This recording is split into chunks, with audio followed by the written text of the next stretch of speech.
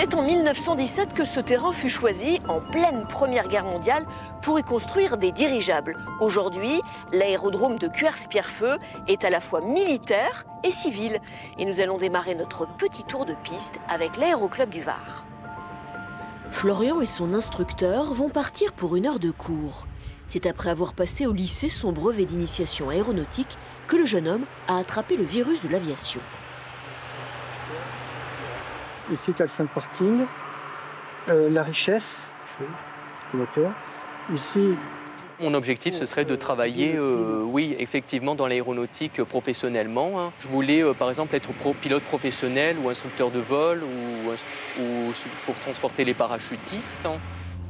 Chaque année, ce sont près de 30 000 mouvements qu'enregistre l'aérodrome de Cuers-Pierrefeu, dont ceux du Stamp de Daniel Muraro.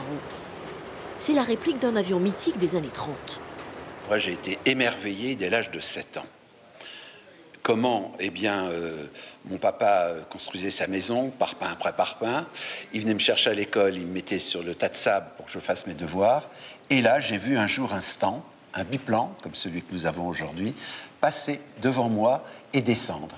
Et à partir de là, une passion est née. On ira près des bars de Cuers, comme ça vous verrez bien la ville de Cuers, ces bars également. Marie-Laure va s'envoler pour la première fois sur cet avion. Elle est manipulatrice radio dans un hôpital toulonnais. Daniel et son association l'ont invitée. Alors vous vous apprêtez, Marie-Laure, à prendre l'air avec Daniel. Un avion comme ça, vous en avez déjà vu? Non, non, non, c'est la première fois. C'est une première pour moi, une découverte. Voilà. Non, non.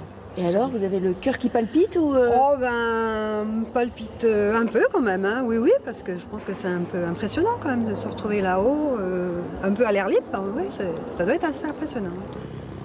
Quand la Covid-19 est arrivée en France et dans le monde, je me suis dit, que pourrais-je faire pour remercier ces soignants si méritants?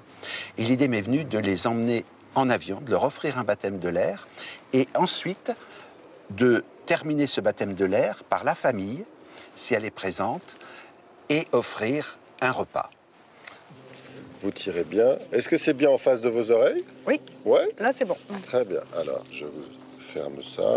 Maintenant, je vais vous demander si cela est possible de vous reculer, car nous allons mettre l'avion en route, et c'est la sécurité.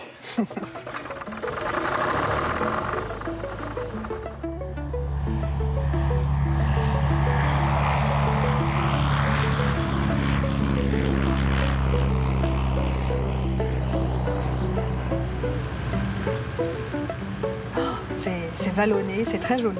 On a un autre aperçu en fait. C'est sensationnel. Ah non, vraiment, merci Daniel.